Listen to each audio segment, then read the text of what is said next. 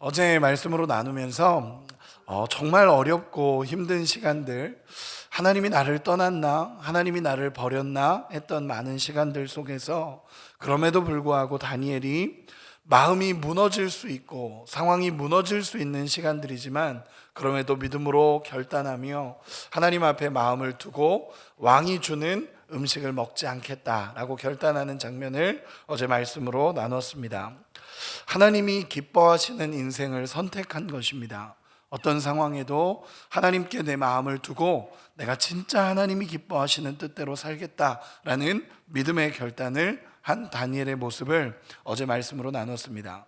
여러분, 그런데 중요한 것은 무엇이냐면요, 우리가 믿음의 결단을 하고 나면 무언가 엄청나게 좋은 일만 있는 것이 아니라 때로는 믿음의 결단을 하면 많은 것을 포기해야 될 때가 있습니다. 내가 그동안에 누려왔던 것들을 내려놓아야 될 때도 있고 내가 위협 앞으로 나가게 되는 결정이기도 합니다. 마찬가지로 다니엘도 마찬가지였습니다. 여러분, 왕의 음식을 먹지 않겠다라는 결단은요, 그냥 나 오늘 금식해야겠다, 아니면 나 오늘 먹을 것 좀 줄여야겠다, 이 정도 수준이 아닙니다. 우리가 알다시피 하나님 앞에 결단하고 이 느부갓네살 왕이 주는 음식, 우상에게 바쳐졌다가 우리에게 다시 주어졌던 그 음식을 먹지 않겠다라고 결단하는 순간, 여러분, 느부갓네살 왕은 좋은 왕이 아닙니다.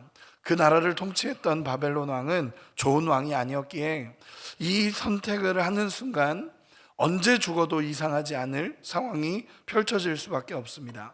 그렇기 때문에 지금 살아왔던 삶을 포기하고 어쩌면 그 생명을 걸고 나아가는 그 위협 앞으로 나아간 것이 이 다니엘의 결정이었습니다.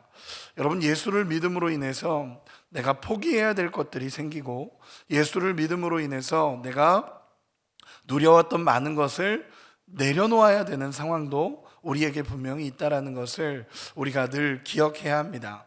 제가 청년 사역을 할 때 청년들에게 많이 이야기했던 것 중에 하나가 뭐였냐면, 우리 편하게 예수 믿지 말자라는 얘기였습니다. 예수 너무 편하게 믿지 말자. 우리가 너무 편안함을 추구하면서 예수를 믿으면 포기해야 될 때, 진짜 포기해야 될 때 우리가 포기하지 못하는 게 너무 많다라는 얘기를 한 적이 있습니다. 여러분, 예수 믿는 선택은 때로는 내가 가진 많은 것들을 내려놓아야 되고 예수 믿기로 선택하고 믿음의 길을 걸어가겠다라는 결단은 분명한 자기 포기가 전제되기도 한다라는 것입니다. 여러분, 이 사실을 기억하면서 우리 주님 앞에 그럼에도 불구하고 나는 믿음을 선택합니다 라는 결단이 있기를 소망합니다. 오늘 말씀을 보면 이렇습니다. 놀라운 것은요, 하나님이 다니엘이 이 결정을 하기까지가 너무 어려웠을 거고, 하나님 앞에 이런 상황 속에서 하나님 앞에 내 마음을 둡니다 라는 이 결정을 하기까지가 너무 어려웠을 겁니다. 그리고 하나님이 우리를 떠난 것 같은 시간들, 내 인생에 정말 왜 이런 일들이 일어날까라고 하면서 고민했던 많은 시간을 다니엘이 겪었을 것입니다. 그러면서 그 시간을 겪고 정말 어린 나이에 포로로 잡혀와서 정말 내가 원치 않았던 일들을 다 겪게 되고, 심지어 이름이 바뀌게 되고 어쩌면 거세당했을 수 있는 그런 정말 침울하고 암울하고 정말 밑바닥의 인생이라고 느껴지는 그때, 그럼에도 불구하고 하나님을 선택했을 때, 여러분, 하나님의 역사는 그때부터 흘러가기 시작했다라는 것을 어제 본문으로 말씀으로 나눴습니다. 여러분, 우리 1장 8절 9절 한 번만 다시 읽어보도록 하겠습니다. 1장 8절 9절입니다. 시작.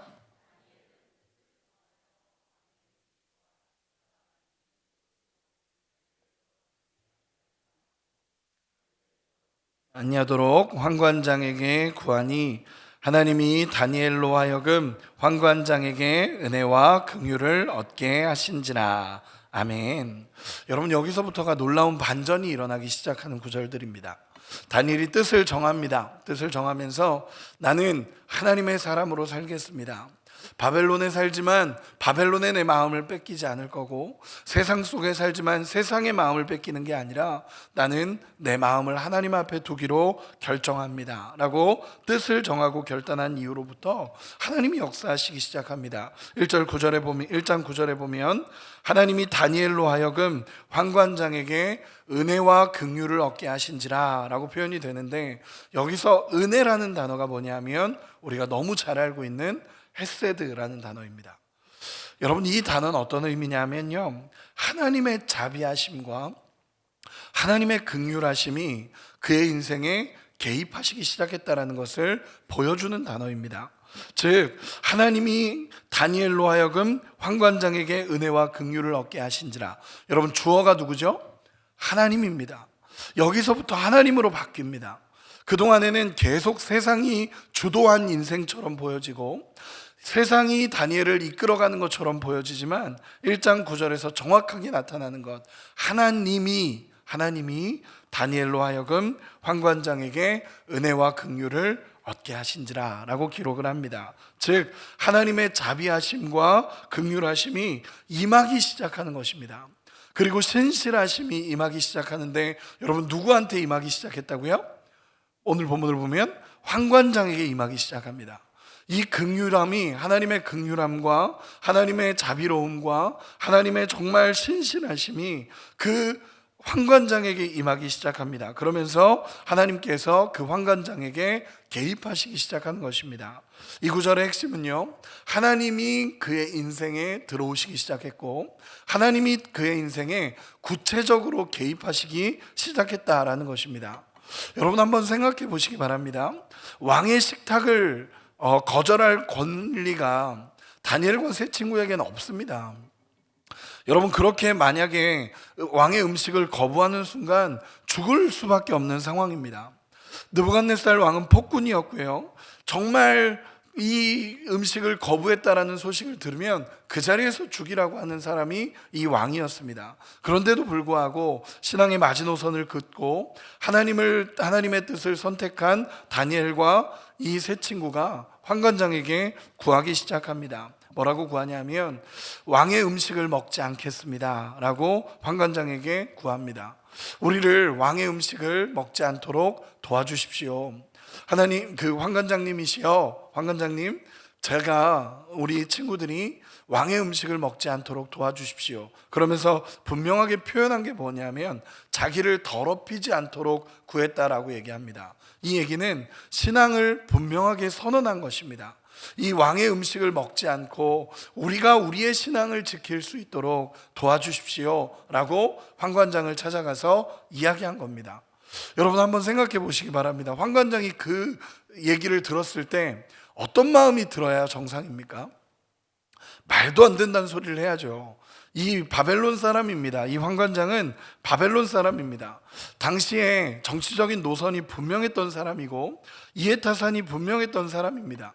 환관장 입장에서는 득이 될 게 하나도 없습니다. 그들을 도와준다고 해서 득이 될 게 하나도 없고, 오히려 다니엘 도와주다 걸리면 자신의 생명이 위협되는 상황들이 벌어집니다. 여러분, 다니엘이 바벨론의 명문가 사람들도 아니고 포로로 잡혀온 사람 중에 하나입니다. 그래서 자신에게 득될 게 하나도 없는데 여기에 본문에 보면 하나님의 긍휼함과 은혜가 그에게 부어졌다라고 표현을 합니다. 그럼 뭐냐면 이상하게 여러분, 환관장에게는 득이 될 게 하나도 없습니다. 다니엘을 도와줘봐야 자기에게는 어려움이 될 거고 분명히 힘든 시간들이 될 걸 아는데, 그를 보는데 긍휼함으로 보여지기 시작하고 다니엘을 보는데 정말 마음이 은혜로 보여지고 긍휼함으로 보여지는 역사가 이 환관장에게 일어나는 것입니다. 그런데 이 마음을 누가 주셨다고요? 하나님이 개입하시기 시작한 겁니다. 하나님이 그 사람에게 개입하기 시작해서 이상하게 도와주고 싶은 마음이 생기고 이상하게 그가 긍휼히 여겨지고 이상하게 그의 마음을 보는데 딱하게 느껴지는 그 마음이 이 환관장에게 들어오기 시작하는 것입니다. 그런데 그 마음을 성경은 하나님이 그에게 부으셨다라는 것을 분명하게 하고 있는 것입니다. 그러다 보니까 환관장이 이 다니엘의 이야기를 듣고 설명을 하기 시작합니다. 뭐라고 설명하냐면, 내가 왕을 두려워한다. 내가 너희를 정말 도와주고 싶지만, 너희를 도와주고 싶은 마음도 있지만 내가 왕을 두려워한다. 너희 얼굴이 만약에 그렇게 했다가 너희 얼굴이 다른 소년들보다 못하게 되면 나는 그 자리에서 왕에게 죽게 될 거다. 그러니까 내가 도와줄 수가 없다. 그러면서 이 다니엘에게 설득하기 시작합니다. 여러분, 저는 이 장면만 보더라도 환관장이 이럴 필요가 없습니다. 환관장이 만약에 다니엘에게 요청을 했을 때 이 얘기를 듣고는 아니야, 네 마음대로 그렇게 할 수 없어 라고 하면 끝나는 얘기입니다. 그런데 환관장이 그에게 막 설명을 하기 시작합니다. 내가 사실은 왕을 두려워하고 있다. 그러다 보니까 너희의 말을 들어주고 싶지만 내가 들어줄 수가 없다. 그러면서 이제 설명하고 있는 것입니다.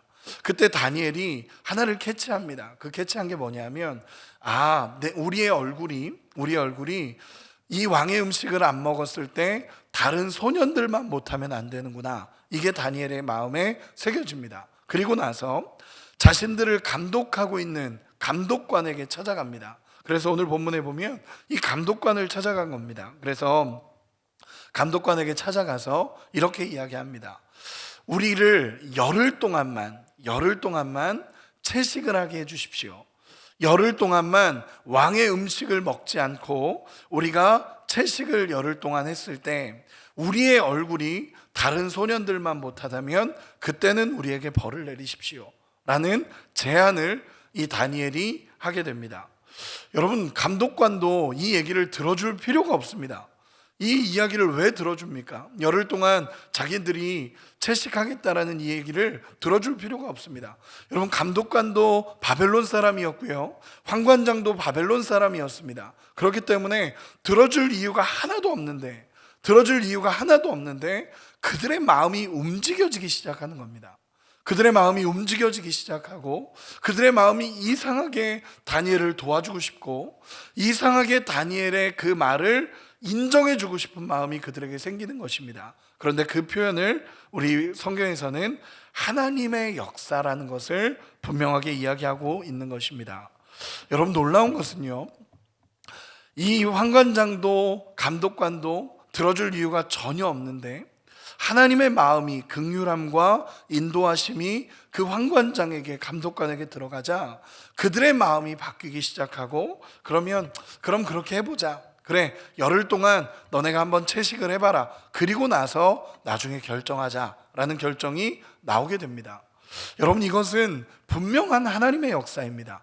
하나님 앞에 마음을 둘 때 하나님의 역사가 일어나고, 하나님 앞에 마음을 둘 때 하나님의 상황을 여시고, 하나님 앞에 마음을 둘 때 우리의 인생을 이끌어 가시는 하나님의 역사가 있다는 것입니다. 여러분, 믿으십니까? 여러분, 이 사실이 우리의 삶에 믿어지기를 소망합니다. 여러분, 대부분의 사람들은 하나님, 상황이 열려지면 제가 뜻을 정하고 하나님 앞에 나가겠습니다 라고 이야기를 합니다. 그래서 대부분의 사람들의 공식을 보면요, 상황이 열리고 뜻을 정하고 행동이 따라갑니다. 그런데 정말 믿음의 사람들을 보면요, 상황이 열려서 뜻을 정하고 행동하는 게 아닙니다. 뜻을 정하고 행동을 하면 하나님이 길을 여시는 겁니다. 여러분, 이게 믿음의 사람의 공식입니다. 일반 사람들은요, 그 상황이 열려져야 뜻을 정하고 행동한다라고 얘기합니다. 그런데 진짜 하나님의 사람들은요, 이게 하나님의 뜻이면 고민할 것도 없이 결정합니다. 이건 하나님의 뜻입니다 라고 결정하고, 그리고 행동할 때 하나님이 상황을 여시는 겁니다. 창세기 12장에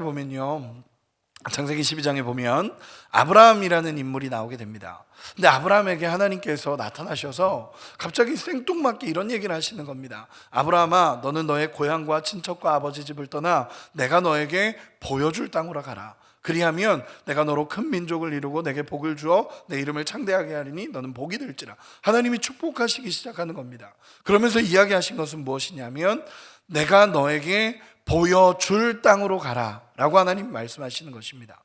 여러분, 오해하지 마시기 바랍니다. 하나님이 보여주신 상황이 아닙니다. 하나님이 앞으로 보여줄 땅으로 가라는 것입니다. 이 얘기는 뭐냐면 너가 떠나기로 결정하고 앞으로 나가면 내가 열어주겠다라는 하나님의 약속입니다. 보여줄 땅입니다.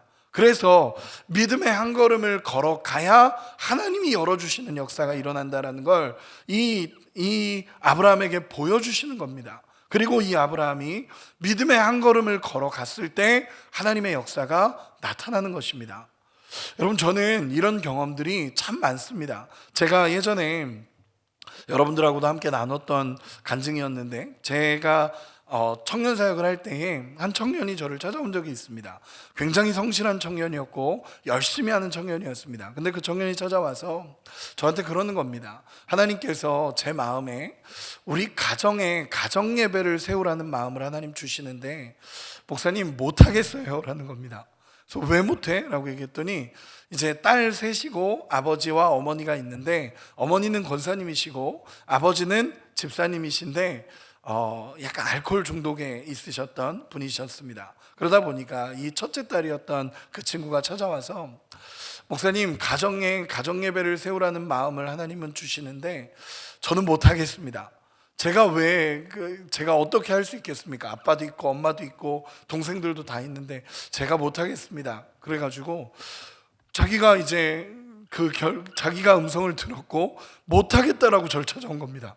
그래서 제가 그 얘기를 듣자마자 야, 하나님이 주신 마음이 맞는 것 같다, 해봐라 라고 얘기했더니 못하겠습니다 라고 얘기해서 그 가정의 예배를 위해서 그 친구랑 저랑 옥신각신 했습니다. 그러다가 제가 이 얘기를 했습니다. 하나님이 보여주셨을 때는 믿음으로 한 걸음을 걸어가라. 그러면 그 이후의 역사는 하나님이 하신다. 하나님이 마음을 주셨을 때는 하나님 앞에 한 걸음을 걸어가야 그 이후의 역사가 하나님 앞에 열리는 거다 라는 이야기를 했더니 그 친구가 고민하다가 그 아빠랑 엄마랑 동생들을 모아놓고 우리 집에 가정예배를 드립시다 라고 하면서 처음으로 시작을 한 겁니다. 그런데 놀라운 일은요, 그때 이후로 매주 이제 가정예배를 드렸는데 아버지의 모든 그런 부분들이 다 치료가 되고 그 딸들과 이 가정이 믿음으로 연합하는 가정의 계기가 되었습니다. 그리고 나서 나중에 그 친구가 와서 간증할 때에 그때 하나님 앞에 순종한 것이, 그때 하나님이 주신 마음으로 한 걸음을 걸어갔던 것이 우리의 믿음의 가정을 세웠습니다 라는 고백을 하는 것을 들었습니다.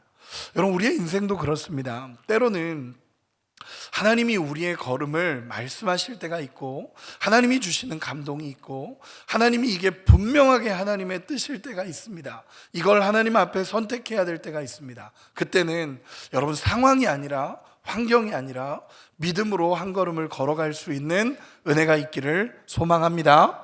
그때 하나님의 역사가 일어나는 것입니다. 그래서 오늘 본문으로 다시 돌아와서 보면요, 이 결국 다니엘이 감독관에게 이야기하게 되고 열흘 동안 채식을 먹게 됩니다. 그때부터는 하나님의 도우심이 일어나기 시작합니다. 다니엘은 하나님의 역사를 바라보며 하나님께서 주시는 대로 하나님이 주시는 마음으로 그 마음을 선택하기 시작했을 때 하나님의 역사가 일어나기 시작했다는 것입니다. 우리 14절에서 16절 같이 한번 읽어보겠습니다. 시작. 그가 그들의 말을 따라 열흘 동안 시험하더니 열흘 후에 그들의 얼굴이 더욱 아름답고 살이 더욱 윤택하여 왕의 음식을 먹는 다른 소년들보다 더 좋아 보인지라. 그리하여 감독하는 자가 그들에게 지정된 음식과 마실 포도주를 제하고 채식을 주니라. 아멘. 여러분, 하나님께서 누구의 손을 들어주셨냐면 왕의 진미를 거절하고 우상에게 바쳐졌던 왕의 진미를 거절하고 채식을 먹기로 결정한 하나님의 사람들의 손을 들어주십니다. 그들의 얼굴이 더욱 윤택해졌다라고 합니다. 여러분, 오해하지 마시기 바랍니다. 채식 때문에 이렇게 된 게 아닙니다. 채식을 해서 이렇게 된 거다, 이걸 얘기하려고 성경이 기록된 게 아닙니다. 그것이 아니라 하나님의 사람들의 손을 하나님이 들어주신 것입니다. 하나님의 역사임을 보여주신 것입니다. 여기서 살이 더 윤택해졌다라는 표현은요, 원어적으로 그대로 보면요, 살이 쪘다라는 겁니다. 살이 더 쪘습니다. 채식을 한 그들이 살이 더 찌고 얼굴이 더 좋아지기 시작했고 누가 봐도 잘 먹고 잘 지내고 있다는 것이 이들의 얼굴에 보여지기 시작했다라는 것입니다. 여러분, 왕의 진미를 먹었던 소년들보다 다니엘이 하나님을 선택했을 때의 결과가 더 좋은 게 눈으로 보여지기 시작했다는 것입니다. 하나님의 역사가 흘러가기 시작했다는 것입니다. 거기다가 믿음을 지키고 하나님께 마음을 둔 다니엘과 세 친구에게 하나님의 은혜가 부어지기 시작합니다. 우리 17절 같이 한 번만 읽어보겠습니다. 17절입니다. 시작. 하나님이 이 네 소년에게 학문을 주시고 모든 서적을 깨닫게 하시고 지혜를 주셨으니 다니엘은 또 모든 환상과 꿈을 깨달아 알더라. 아멘. 하나님이 그들에게 부어주시기 시작합니다. 그들이 믿음의 선택을 하고 하나님 앞에 결정을 하고 내가 하나님의 뜻대로 살겠습니다 라는 이 고백과 하나님 앞에 결정을 했을 때 하나님이 부어주시기 시작하는 은혜입니다. 하나님께서 내 소년에게 학문을 주시고 서적을 깨닫게 하시고 지혜를 주십니다. 그리고 여기다가 다니엘은 모든 환상과 꿈을 깨닫는 은혜를 더해 주십니다. 이 은혜 때문에 뒤에 다니엘서가 쭉쭉 이어져 가는 겁니다. 이 환상을 보고 꿈을 꾼 많은 사람들의 환상과 꿈을 해석하는 지혜를 하나님이 주셨기 때문에 그 은혜로 다니엘이 하나님의 역사를 누리게 된다라는 것입니다. 거기다가 우리 19절 20절 같이 한 번만 읽어보겠습니다. 19절 20절입니다. 시작. 왕이 그들과 말하여 보매 무리 중에 다니엘과 하나냐와 그들을 왕 앞에 서게 하고 왕이 그들에게 모든 일을 묻는 중에 그 지혜와 총명이 온 나라 박수와 술객보다 10배나 나은 줄을 아니라. 아멘.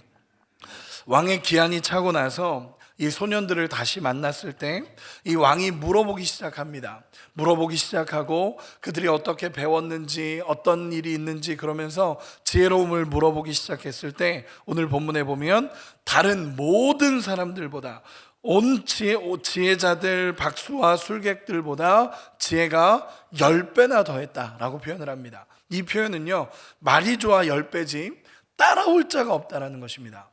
하나님이 그들에게 부어주시기 시작하는데 그 지혜와 총명을 하나님이 그들에게 부어주시기 시작하는데 그 온 나라의 사람들보다 10배나 더했다. 그들이 따라올 수 없을 정도로 하나님의 지혜가 그들에게 임하기 시작했다라는 것입니다. 여러분, 우리 자녀를 가진 부모님들 잘 기억하시기 바랍니다. 저는 다니엘서를 묵상하면서 하나님 앞에 늘 구하는 것들이 있습니다. 그게 뭐냐면 하나님 앞에 우리의 자녀들의 방향이 어떻게 결정이 되어야 하는가를 다니엘을 통해 봅니다. 여러분, 하나님의 지혜가, 하나님이 주시는 지혜는요, 어떤 과외나 학문보다도 위대한 하나님의 지혜임을 고백할 수 있는 우리 부모가 되기를 소망합니다. 정말 그런 은혜가 있기를 소망합니다. 하나님이 주시는 지혜와 은혜를 기억해야 됩니다. 여러분, 우리가 어떤 과외하던가 어떤 학문을 공부하는 것보다 하나님을 경외함으로써 하나님이 주시는 지혜와 총명이 모든 것보다 위대하다라는 것을 우리가 깨닫고 하나님을 경외하는 우리가 되기를 소망합니다. 저희 부모님께서도 저를 어릴 때부터 항상 이렇게 앉혀놓고 기도해 주신 게 뭐였냐면 이 아들이 하나님을 경외함으로 지혜롭게 하십시오. 하나님, 이 아들이 하나님을 경외함으로 지혜롭게 하십시오. 이 기도가 저희 가정에도 늘 있었습니다. 늘 있으면서 하나님께서 주시는 지혜를 구했습니다. 물론 제가 지금 지혜가 있는지 아닌지는 모르겠습니다. 하나님 앞에 더 고민하고 하나님 앞에 나가지만 그럼에도 불구하고 제가 지혜가 있다라고 느끼는 건 여전히 하나님을 경외하고 있기 때문에 그렇습니다. 여러분, 정말 하나님을 경외하는 지혜로움과 총명함을 하나님이 주신다라는 것을 깨닫고 하나님을 경외할 수 있는 우리 모두가 되시기를 소망합니다. 정말 하나님이 하나님의 결정을 한 사람들에게 쏟아 부어주시는 역사가 오늘 본문에 나타나는 것입니다. 우리는 상황이 열리면 하나님의 뜻을 선택하고 행함으로 간다라고 얘기하지만 아닙니다. 성경적인 원리는요, 하나님께서 하나님이 하시는 뜻을 명확히 한다면 우리는 마음을 결정하고 뜻을 결정하고 행했을 때 하나님의 역사가 흘러간다는 것을 오늘 본문을 통해 보여주시는 것입니다. 그리고 21절에 보면 이렇게 기록을 합니다. 제가 읽어드리겠습니다. 다니엘은 고레스 왕 원년까지 있으니라. 아멘. 여러분, 한 구절 같지만 사실은 굉장히 무거운 구절이고 위대한 구절입니다. 왜냐하면 고레스 왕 원년까지라고 하면 60년이 넘는 시간입니다. 그때까지 다니엘은 왕 앞에서 믿음으로 살아갈 수 있는 은혜를 부어주셨다라는 것입니다. 여러분, 하나만 더 생각해보고 오늘 말씀의 결론을 맺겠습니다. 여러분, 다니엘은 이름이 바뀌었죠. 다니엘의 이름이 뭐였죠? 벨드사살이라는 이름이었습니다. 그런데 성경은요, 어디에도 다니엘을 벨드사살이라는 이름이 바뀌었다라고만 기록을 하지 다니엘서를 기록하는 모든 내용은 다니엘입니다. 여러분, 저는 이 부분이 참 은혜로 다가옵니다. 나중에 보면요, 하나님께서 다시 다니엘을 찾아오셨을 때 평생을 벨드사살이라는 이름으로 살았지만 하나님이 다니엘을 찾아오셨을 때는 다니엘아라고 하면서 하나님 찾아오십니다. 21절의 첫 구절도 다니엘은입니다. 다니엘은. 하나님께서 여전히 하나님을 경외하는 자로 살아가는 다니엘의 모습을 나타내는 것입니다. 여러분, 우리도 하나님을 경외함으로 하나님의 은혜로 살아갈 수 있는 우리 모두가 되시기를 소망합니다. 말씀의 결론을 맺겠습니다. 하나님 앞에 믿음을 드리고 하나님의 사람으로 살기로 결단할 때 주시는 하나님의 축복과 은혜가 분명히 있습니다. 여러분, 그 사실을 믿고 믿음을 선택할 수 있는 우리가 되기를 소망합니다. 우리는 우리의 인생을 잘 모릅니다. 그렇기에 우리의 인생을 가장 잘 아시는 우리 하나님 앞에 우리의 시선을 고정하고 날마다 하나님 앞으로 나가는 역사가 일어나기를 소망합니다. 믿음은요, 하나님이 기뻐하시는 일에 한 걸음을 내딛는 것입니다. 상황이 열리면 가겠습니다가 아니라 하나님이 주시는 믿음으로 한 걸음을 내디딜 때 하나님의 역사는 일어납니다. 지혜도 능력도 힘도 하나님이 주시는 것입니다. 그 은혜를 믿음으로 나아갈 수 있기를 소망하고 어떤 상황에도 하나님을 선택할 수 있는 용기와 믿음이 우리 안에 있어서 날마다 하나님 의지하고 신뢰하고 이 길을 걸어갈 수 있는 우리 모두가 되시기를 예수님의 이름으로 축원합니다.